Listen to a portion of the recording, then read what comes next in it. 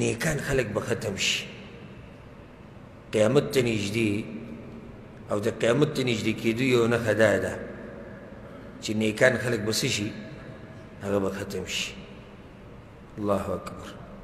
په صحیح بخاري کې دا حدیث دی مرداس الاسلمي رضی الله عنه وی پیغمبر صلی الله علیه وسلم دا خبره کړې وه يذهب الصالحون الاول فالاول نیکان خلق به ختم شي په یو بل پسې به رواني یو به لاړ شي بیا به بل لاړ شي بیا به بل لاړ شي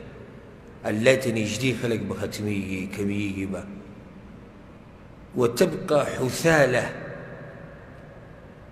او ګن به پاتې شي اسې کچره به پاتې شي كحثالة الشعير أو التمر لکه د وربشو یا د غنمو نه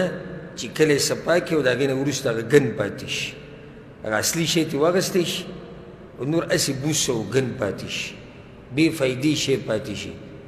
یا کجورو نه چې پاتې شي لا یبالیهم الله بالا داسې خلک به پاتې شي چې الله به یې د سره څه پروا نه کوي او دا خبره معمولی مه ګڼئ ګورئ چې الله د چا پروا نه کوي د دې سړي دنیا هم تباه شو آخرت هم تباه شو او چې الله هیر کړي نو څوک به دې یاد کړي او چې الله یاد کړي نو چا هیر کړی یې الله د یو سړي پروا نه کوي او پرېږدي او چې څه دی کوي په آخرت کې به ورسره به حساب کوي د دې غټ سړي د دې سړي لپاره غټه تباهي ده نو ځکه دې حدیث کې دا په صحیح بخاري کې دا حدیث دی چې قیامت د علاماتو نه علامه ده چې نیکان خلق به ختمیږي یو حدیث کې راځي ډېر ناشنا حدیث دی د رویفع الانصاري رضی الله عنه وی قرب لرسول الله صلی الله علیه وسلم التمر ورطب پیغمبر صلی الله علیه وسلم ناست شو صحابه کرامو سره نو کجوري راوړې شوې څه تازه کجوري وې څه وچې وې نو هغوی وخوړې د کجوري د ملګرو وخوړې صرف بیا هغه اډوکي پاتې شو د کجورو هغه اډوکي چې هغه پاتې شو پالتو یا کمې داسې کجوري چې خرابې شوې وي هغه پاتې شو پیغمبر صلی الله علیه وسلم دغې ته اشاره وکړه دا څه چې پاتې شوي وي تدرونه ما هذا تاسو ته دا پته شته دا څه دي هغه وی الله ورسوله اعلم الله د الله رسول ته پته یا رسول الله موږ ستاسو به دې خبره ونه رسېدو وی تذهبون الخیر فالخیر تاسو به هم دقه شان ځئ نیکان او بیا به هغوی پسې نیکان حتی لا یبقى منکم الا مثل هذا او بیا به وروستني خلک داسې پاتې شي لکه څنګه چې دا هډوکي پاتې شو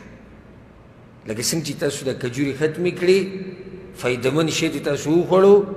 اخره کې هډوکي پاتې شو او هغه کجوري پاتې شو چې هغه خرابې دي د چا ورته زړه نه کېږي دقه شان به د نیکان خلک ختم شي وروسته به داسې خلک پاتې شي چې هغوی به په دین کې ګډوډي د هغوی دینداري به کمزوري هغوی به په دین باندې نه پوهېږي د هغوی سره به علما نه وي د هغوی سره به علم نه وي په هغوی کې به جهالت ډېري داسې خلک به پاتې شي د حدیث امام طبراني راوړی خو د دې دا مطلب نه دی چې په یو پیر به الله نیکان خلک ختم کړي په دې کې ډېر صورتونه کېدی شي د حدیث دا مطلب دی چې یو علاقه کې به نیکان خلک ختم شي لکه یو علاقه کې به وي بل کې به ختم شي لازم نه دی چې په یو ځای به الله ټول علما ختموي او نیکان خلک به ختموي او بل دا چې اکثر نیکان خلک به ختم شي یي به خو څه به لږ به وي علما به وي خو لږ به او اکثر به بېدینه خلک وي اکثر به جاهلان وي نو زموږ دې زمانې ته وګوره دا نښه ښکاره شوې اکثر علما دي که جاهلان دي جاهلان دي د سلف صالحینو دور ته وګوره د هغوی په زمانه کې به جاهل معلومېدو چې دا جاهل دی پلانې علم ورسره نشته پلانې بېدینه دی ولې ځکه چې هلته هغه دینداره ډېرو نو د بېدینه به پکې ښکارېدو علما ډېرو جاهل به پکې ښکارېدو په موږ کې جاهلان ډېر دي نو علما پکې ښکاري په موږ کې بېدینه ډېر دي نو دینداره پکې معلومېږي یاره پلانې دینداره دی پلانې ولې نوم واخیستو ځکه چې هغه په دې بېدینو کې دینداره دی پلانې په دین پوهه دی پلانې معلوم دی واضح دی ولې ځکه چې اکثر جاهلان دي او دغه پکې پوهه دی دا د حدیث مطلب دی. مطلب دا نه چې एकदम به الله دا ټول نیکان خلک ختم. نه، نیکان خلک به یي خو لږ به یي، اکثر به بېدینه، اکثر به جاهلانی، اکثر به دنیا پرست خلک. بعض علما وایي دې کې دې ته اشاره ده چې پیغمبر صلی الله علیه وسلم صحابه کرامو ته وویل چې تاسو به ختم شئ، تاسو غوره خلک کې، بیا به وروسته چې کوم خلک په تاسو پسې راځي هغه به ستاسو نه کم وي. بلکې بیا داسې واله صحابه کرام ختم شو، بیا تابعین رالو، د هغوی نه درجه لږه کمه ده خو غوره خلک دي. بیا تابعین هم ختم شو، بیا په هغوی پسې بله پیړۍ راله، ښه خلک دي خو د هغوی نه کم دي، او بیا ورو ورو دا سلسله را روانه ده. نو نیکان خلک کمیږي که ډېرېږي؟ کمیږي. نیکان خلک کمیږي. بیا قیامت به کله راځي؟ حدیث کې راځي چې کله په ځمکه قیامت به راشي په داسې حال کې چې په ځمکه باندې به هغه انسانان چې د رب العالمین به په دې مخلوق کې دغه بدترین مخلوق وي. بیا نو مطلب دی چې بلکل به نیکان بیا ختم شي. تر دې چې یو حدیث کې راځي قیامت به هله راځي کله چې بلکل قیامت راځي په ځمکه به داسې یو کس نه وي چې الله وایي. جهل، بیدینی، کفر، د الله نافرماني، د هر څه به عام شي. په دغه خلکو بیا قیامت راشي. یو نښه دا شوه، څه شوه؟ نیکان خلک به کم شي. نیکان خلک به دا نږدې ورځو کې ګوره